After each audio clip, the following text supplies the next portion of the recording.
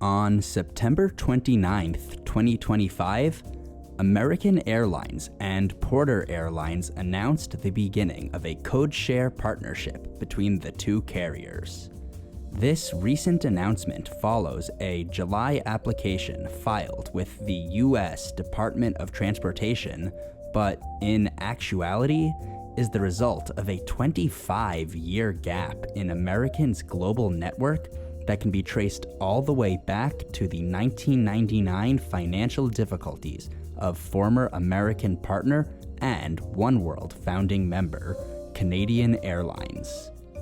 Let's wind back the clock, take a look at some history, and ultimately find out what this partnership means for the future of American, Porter, and potentially even the oneworld alliance as a whole.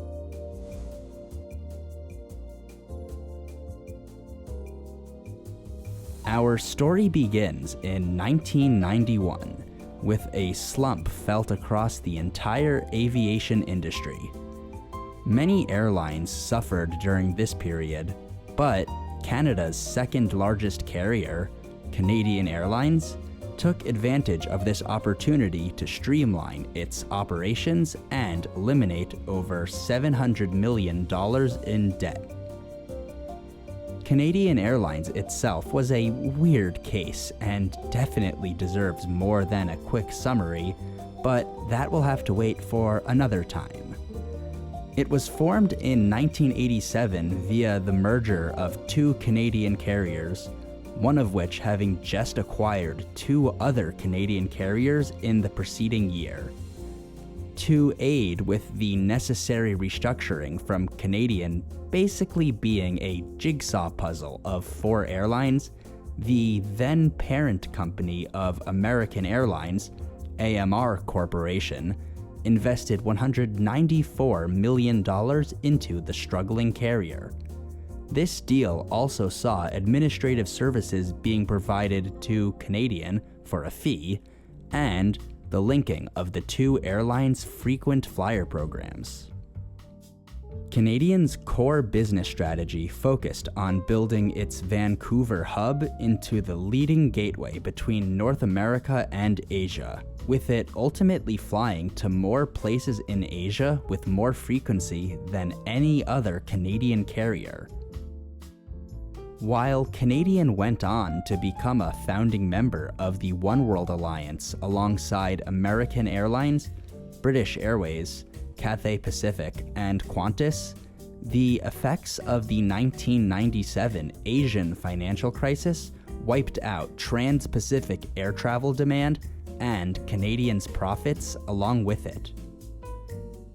With both Air Canada and Canadian Airlines, the two largest Canadian carriers, experiencing some difficulties in 1999, merger discussions had been going on since earlier that year.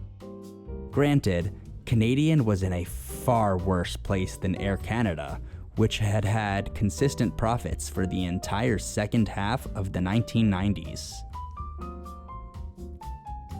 American decided to financially back Air Canada in an attempt to create a merged carrier of which it would own a majority stake, but these attempts were thwarted by Canadian foreign ownership laws. Had they succeeded, the combined Air Canada would have moved from Star Alliance to oneworld, firmly establishing oneworld's dominance over Canadian international travel. By the end of the year, a different attempt by American to buy out Canadian Airlines had failed, and instead, Air Canada, backed by its Star Alliance partners, bought out its ailing rival.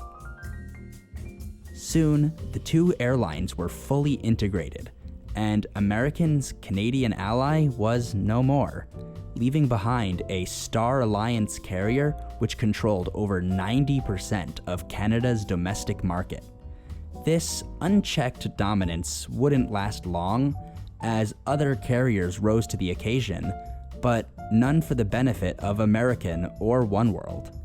Even now, Air Canada and its closest competitor alone control 70% of the Canadian domestic market. This brings us back to today, where American has not had a Canadian partner for the past 25 years. In the same time, Star Alliance carrier United Airlines has worked closely with Air Canada. Likewise, SkyTeam carrier Delta Airlines and Canadian low-cost turned full-service carrier WestJet followed suit in 2011, benefiting both U.S. carriers and their respective alliances. However, this is where Porter Airlines comes in. Those outside of Canada likely have not heard of Porter before, so here's a quick summary. Founded in 2006, Porter is currently the third largest airline in Canada, behind Air Canada and WestJet, and controls 9.3% of the domestic market. It started out of a need to serve major Canadian cities within range of Toronto, but soon grew beyond its original mission. While it slowly expanded westwards to connect Canada to Toronto with a fleet of locally built Dash 8 turboprop aircraft, it gained a reputation for being Canada's best economy carrier.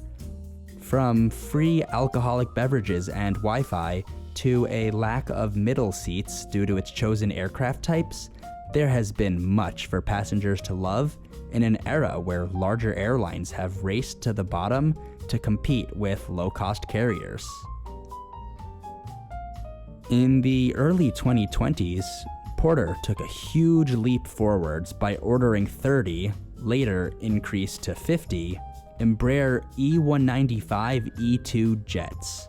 By doing so, they actually became the first North American carrier to order the E2.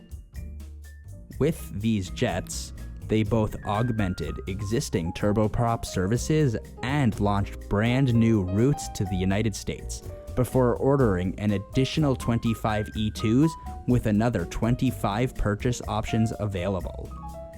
Today, in 2025, Porter has been undergoing an aggressive expansion campaign with the goal of evolving from a mostly regional carrier to a national airline capable of both high-quality domestic and international services.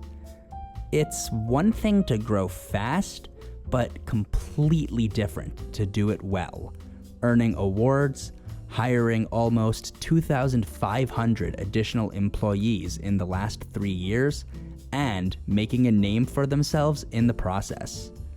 With international services now stretching into California, Florida, Mexico, the US East Coast, Las Vegas, and various Caribbean destinations, they are becoming a force to be reckoned with, and therefore, the missing northern partner American has sorely needed for the past 25 years. It should then come as no surprise to see these two airlines joining forces in the here and now. Historically, the United States has been Canada's #1 tourist destination. The recent political tensions have led to an average 30% decrease in Canadian tourism to the US compared to last year, but this has been an extreme outlier in the relationship between the two countries. American and Porter both know this, and they're using the current lull in demand to build a partnership which will withstand the full force of a renewed US-Canadian tourism industry once things return to normal. You can even see the same strategy playing out with Delta and Korean Air's recent acquisition of shares in WestJet, further integrating those carriers in anticipation of the future. For now, Porter will place its codes on select American, transborder, and domestic flights.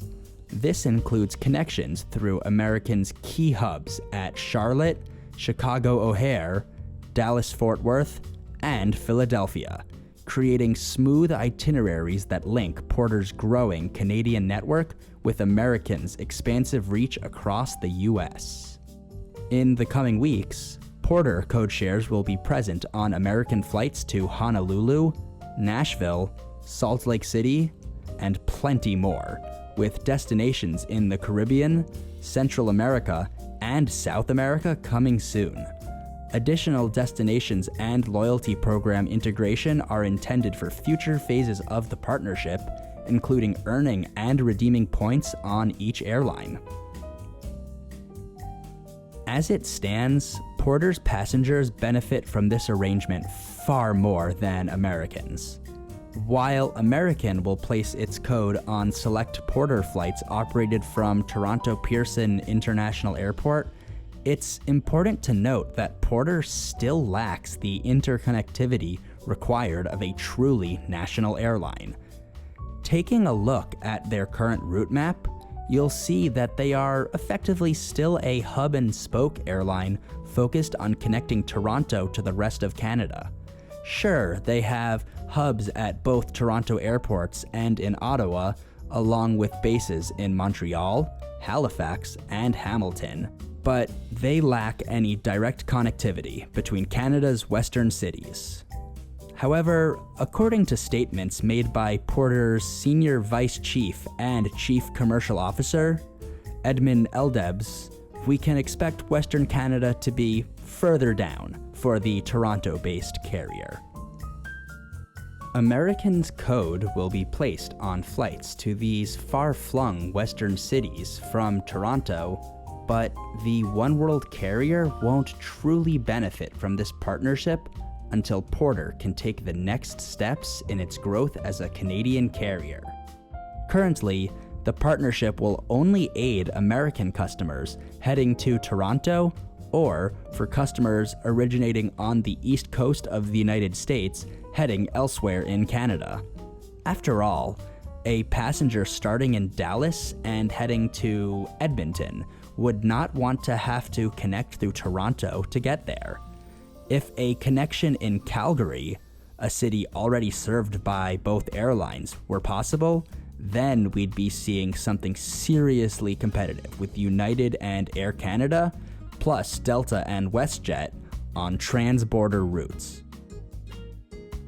In the future, with backing from American and potentially even its other global partners, we can likely expect Porter to expand services to connect these Western Canadian cities together, enabling codeshare itineraries which route passengers from the Western and Central United States further into British Columbia, Alberta, Manitoba, and beyond. Even without this fledgling partnership, seeing Porter attempt to challenge WestJet's, Western dominance to gain market share was more than likely.